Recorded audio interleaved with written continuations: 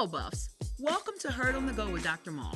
I'm your host, Dr. Deandra Mull, Vice Chancellor for Student Life. I'm excited to use this platform to connect you with the stories, conversations, and insights to student life here at CU Boulder. Whether you're a student, Buff family member, staff, or alum, this podcast is for you.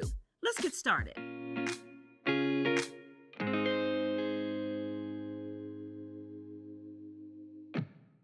Welcome to Heard on the Go with Dr. Mull. I'm your host, Dr. Deandra Mull, and today I am joined by the esteemed Dr. Eric Cornell, who's going to talk to us a bit about his pathway to success here in the Buff community and more broadly as a physicist.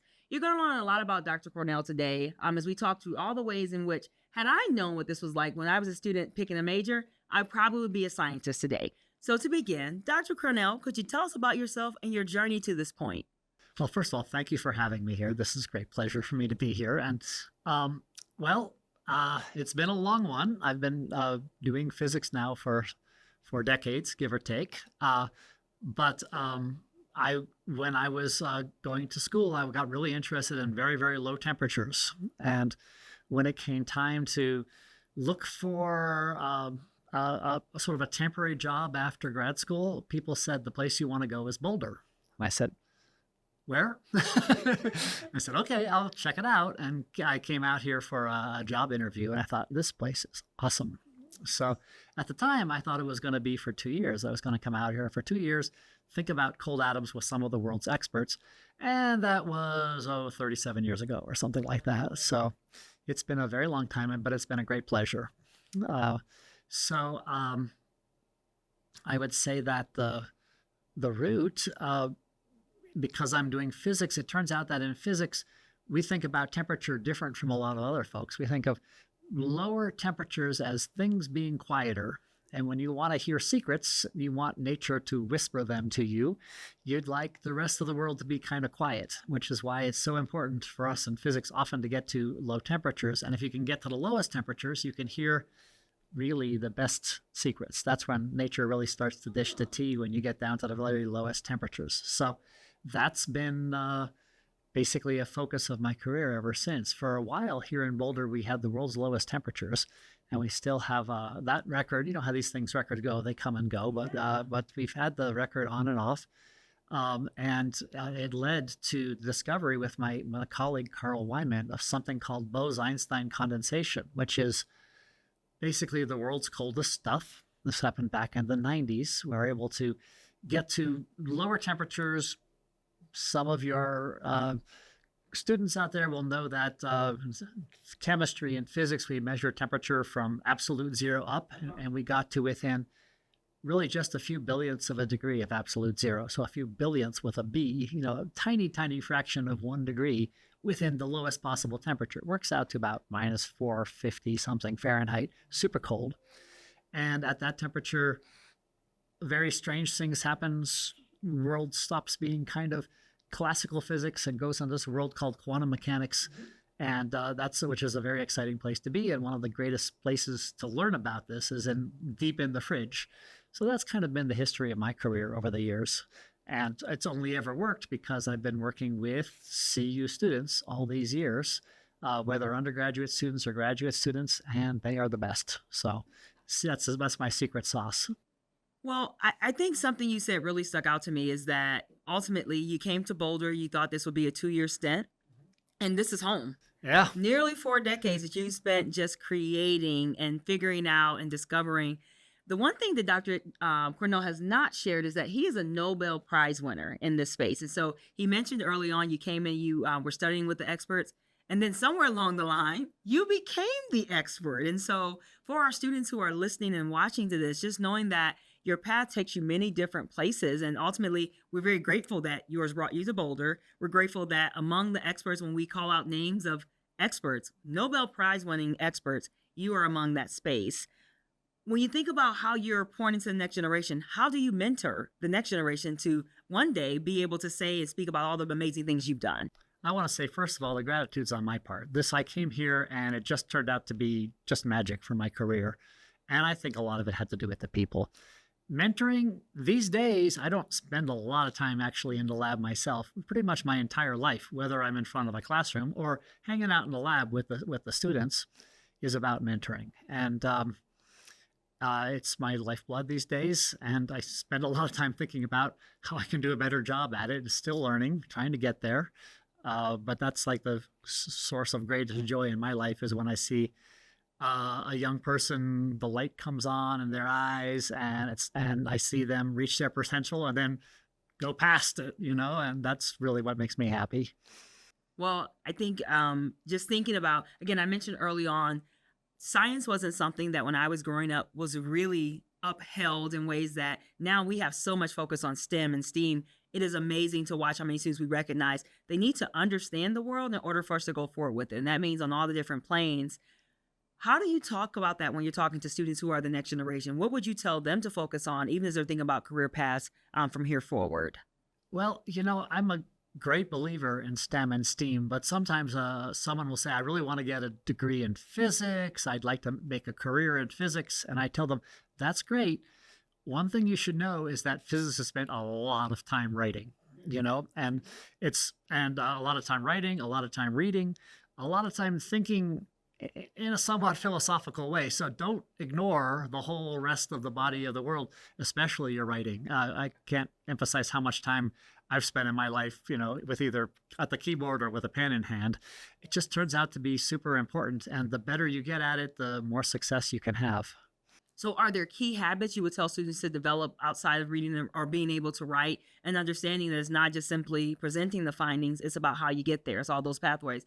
What advice or skills would you tell them that they need to develop along the way? Well, I often tell the students, take the time out to go to, one of the things about being at a university is that there's all these different speakers who come through at all different levels. You aren't wasting your time when you go and listen to a talk about something which you think is not your main thing. That's where you get those kind of diagonal ideas, the moving the way the bishop moves on the chessboard. It's not necessarily directly where you think you're going, but only later do you see where it comes in. So I tell people that's kind of why you're here. There's all these smart people around. Go and listen to one of these talks. Some of them are really aimed at undergraduate students. Take advantage of that. Yes. I hope you all heard that very clearly. There are lots of ways to get involved, lots of ways to get engaged, and listening to others are a really big pathway to that space. We have thousands of events that happen on campus and within the campus community yearly. Certainly being able to put yourself in the spaces where it happens matters. Speaking of spaces where it happens, office hours. Tell me about office hours. What do you recommend for students? How does a student we know that they're there, but a lot of students feel hesitant to come talk to a faculty member. How do you use your office hours, and what would you say to a student who's hesitant to go visit? The main thing a student needs to know is I am there because I want to see them. That's why I'm having office hours. They aren't wasting my time. I want to see them. I'm sitting there. I've carved out this time. A huge source of disappointment for me is when no one shows up for my office hours, which sometimes happens.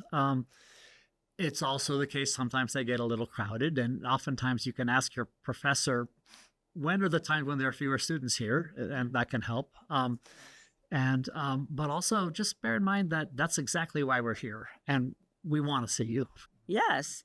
Education, I don't know very many people who are in the field because they don't want to teach and to learn to help someone grow. Like that is literally the pathway forward. And so I appreciate you saying that. I know that sometimes, again, students struggle, but just hearing that you're there because you want to talk with them. A lot of times I'm standing up in front of a classroom and I can ask questions. I've got clickers, but I don't really know. I don't get that feedback directly until the office hours. People come in and say, like, we didn't get this. A bunch of people say that, and a light goes on in my head saying, like, oops, that's on me at that point. So it's really helpful to me as well. So it's not simply a teaching environment for you. It's also a learning environment for you too. So office hours gives you that. Yeah. Thank you. Okay. I knew there was a reason why I visited office hours. Now, I didn't do it my freshman year. I learned the trick my sophomore year, but for first year students, go now, go early, go often.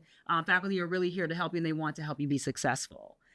So you've likely faced challenges in your own academic journey. Can you talk a bit about how you navigated those, what you learned along the way, and what are some lessons you would give to other students or tell them to take away from it? For me, the challenges, things got harder and harder as you move on. And a lot of people will show up in college having been sometimes people kind of cruise through high school, you know, and I say, well, Yeah, one of these days you're going to stop cruising, and that is good.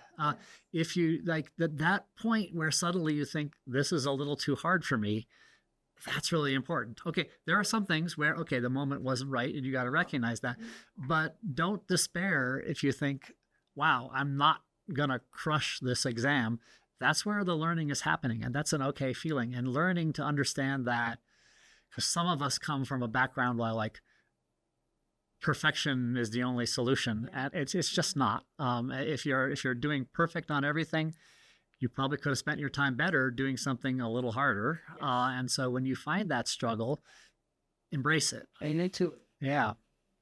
Yeah, and we talk to students about that through the lens of coaching a lot of times as well. The reason why Michael Jordan is the best is because he was coached and he took feedback and he was able to grow and learn from his shot. When it didn't go in, he figured out what was wrong with it. And so being okay knowing that, but you're right. Our students come in, they're all really smart. And you're sitting among a room full of smarties who many did not have to work as hard as college will take a different set of skills. And so developing those, thank you for leaning into that.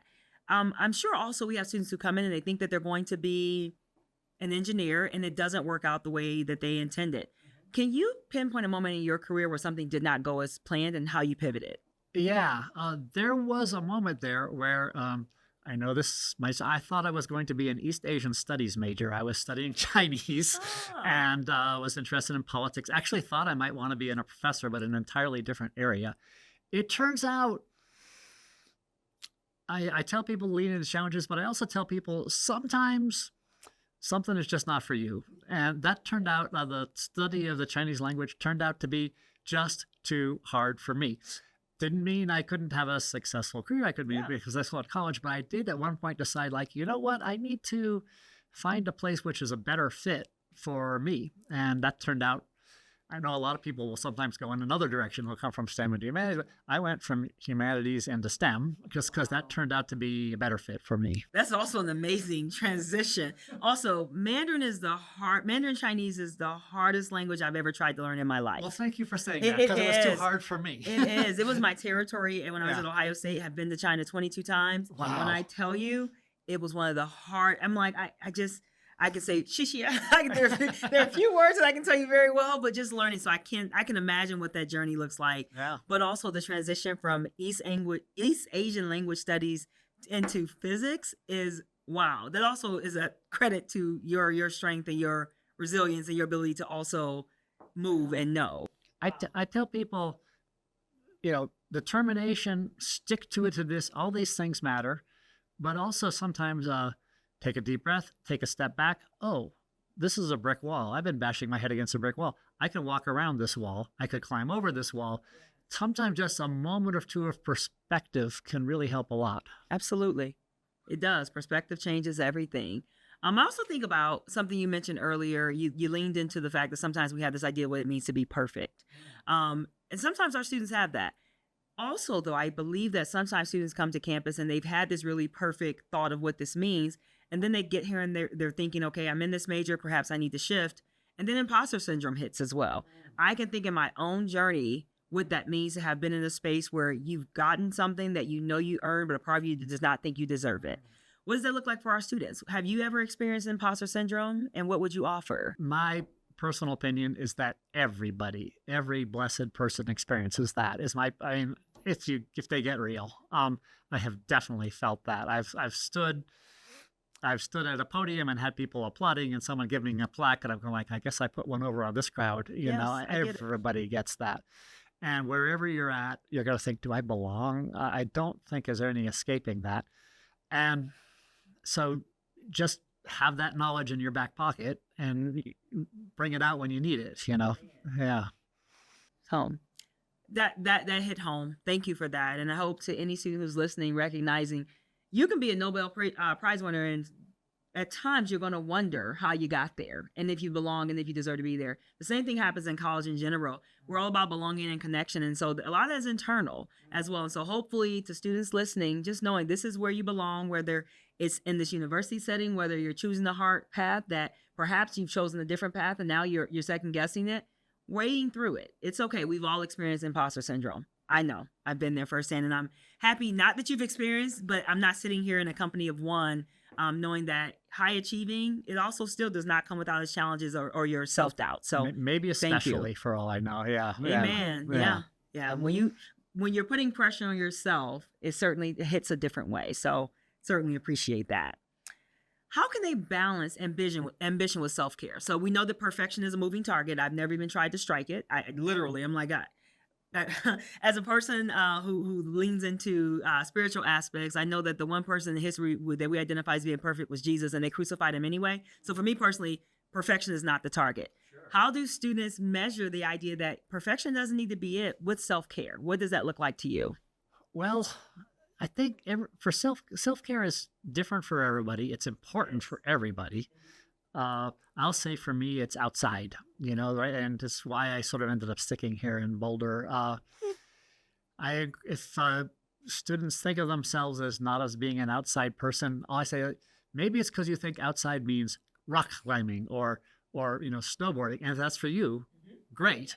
But it isn't for me. I was never much of a skier and certainly can't climb rocks. But just being outside recharges my batteries. And one of the things that I needed to come to understand is it's an old saying, which is there's no such thing as bad weather, only bad clothes. And so you go out, you think it's too hot. You need a sun hat and you need shorts. You go outside and it's too cold. You need another layer. And you take that into account. And it turns out about 350 days out of the year in this city, you can go outside and at least for me, I'm not going to say should, ought, but for me, makes a big difference in my mood. And I go outside, I walk around, I'm on campus. I just, sometimes I'll walk all the way to the edge of town and back. Takes me about an hour, come back, and I think like things are going to be okay, So that's my secret, but everyone's got their own thing. Well, in Boulder, it gives you an opportunity to explore. If you're an outdoorsy person, to your point, you don't have to climb the mountain. You can just go out and simply look at it sometime. Yeah. Me looking at the mountains as I drive into campus is a source of peace. Man. Literally, I come in and I'm like, okay, look at the world. It's so much bigger than anything I've endured, anything I've had to manage personally. Yeah. These mountains itself represent that. The foothills represent those itself. Mountains have been there for so many more years than we have. Absolutely. And they abide, They are resilient, as are we. So that certainly matters. If you could give just one piece of advice to any buff that's listening, whether it's a personal, whether it's a career, what would that be? What would you tell them? I mentioned already this idea that when it seems hard, that's good. My good colleague, Carl Wyman, who was here for many years and was an expert in teaching people how to teach and how to learn, he said, practice, meaningful practice has to hurt a little bit. You mentioned Michael Jordan. He didn't spend hours practicing that layup. He practiced the off balance jumper or whatever he was having, whatever he was doing badly that day. That's what he worked on. And so that's one piece of advice. I think another one, a little bit more like sort of purely practical, is start early on stuff. You're going to have a lot of assignments. Maybe in high school you said, oh, it's due on Tuesday. I started Monday night or maybe Tuesday morning. Probably not going to work here, or at least not for very long. And so if you start early, you can size things up and say, wow, this is going to be a sticky one. I need to start where there's still time to go in and get office hours, talk to the TA. Other piece of advice is, you look around you and there's all these people more or less your age and maybe just a tiny bit older. And there can be a source of wisdom and help. Your peers are wonderful people, and some of them may have learned the thing you're trying to learn a lot more recently than I learned it. Like some of the stuff I'm teaching, I literally learned it 40 years ago, and it's hard for me to even remember what it's like not to know it anymore. Yeah. Yeah. Whereas your friends may have learned it a week ago, and they can bring an insight to it. Ask for help from your friends, I think, and offer help to your friends. It's a two-way street, and it's can be a bonding experience. It can. It certainly is how we build community. There's so many, I always say we're in a community of learners and unlearners. And so there are so many things I learn from our students. And also I have to go back and adjust because you're like, that's not what I knew, and how I knew it then does not apply to how they're actually experiencing the world now. So I appreciate that. And being in the community of peers, it matters. We have students here who are from 50 different states and many more different countries. And so just the ability to be able to lean out into that space and grow, I think, I totally resonate with that as advice, even as a person who's not quite their age, but certainly at this point in my career too. So you talked a lot about all the things academically, all the ways that students can connect their in class with out of class just by senses of grit and resiliency and being able to stumble forward and know that doing the hard things matter. Tell us one thing outside of all that that you just do for fun. What do you do for fun? Well, people don't might be a little surprised. I'm a little bit of a card shark, and I'm not talking Oh, poker. I'm talking bridge, which is kind of a nerdy sport, but it's really uh-huh. wonderful. It turns out that more than 30 years ago, there was this really cute girl that I was working my charms on, and she was a very good bridge player. And I realized if I'm going to get anywhere, I'm going to have to You learn had to some bridge. learn. And so we've been not just life partners, but bridge partners. It's a partnership game for many, many years. Nice. And a couple night a week, I go out to the clubs and match wits with. One of the things I like about bridge is it's like this huge cross section of life, entirely different. Well, including there's a couple CU students there. I mean, I see several CU students there every day, Really? but also, you know, 90-year-old guys, people from all socioeconomic levels. It really cuts across things. And it's just so fun to get out of the university world and see this different group of people who are all, let's be very clear, trying to kick my ass. And oftentimes it's very embarrassing. They succeed. It's like this really, this person just didn't look like they could be that much better than I am, you know?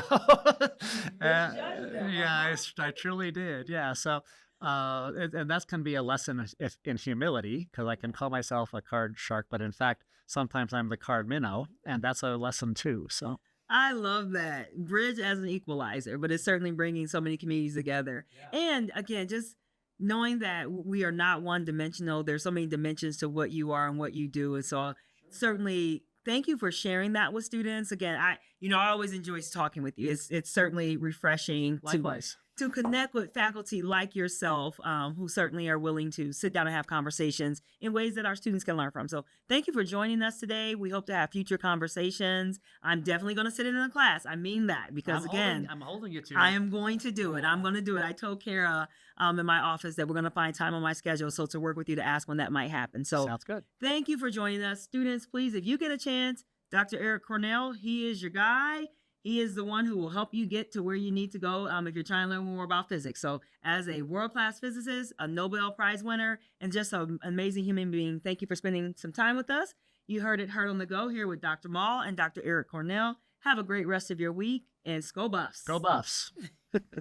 Thank you.